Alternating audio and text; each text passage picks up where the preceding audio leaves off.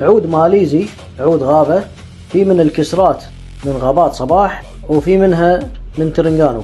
طبعا الأشكال المتوفرة اللي يقول تحف، لكن هي مو تحف، هو عود حقيقي، يعني بإمكانك تكسر منه وتطيب، وكل كسرة فيها وزن ما شاء الله، شيء خطير. وفي من الكسرات كينج سوبر بمستوى جدا عالي. شوف بنفسك، شوف هالروعة وشوف هالجمال، شيء غير عادي أبدا.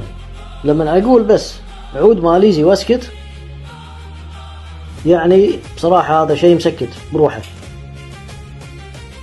بعد أقول لك ترنجانو، وأقول لك كينج سوبر، والأضواء مفتوحة على الآخر، وتغطي على الشاشة كلها.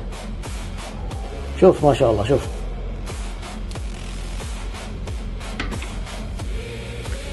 وزن تبارك الله، وزن غير عادي على كسرة واحدة،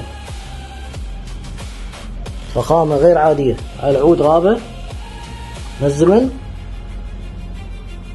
والبيع كامل الكمية يا جماعة.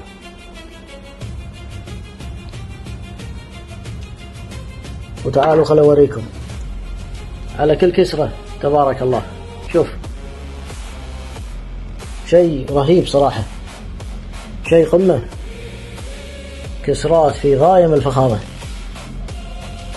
شوف تمقلب بنفسك، ما شاء الله، جميل وروعة، جدا فخم،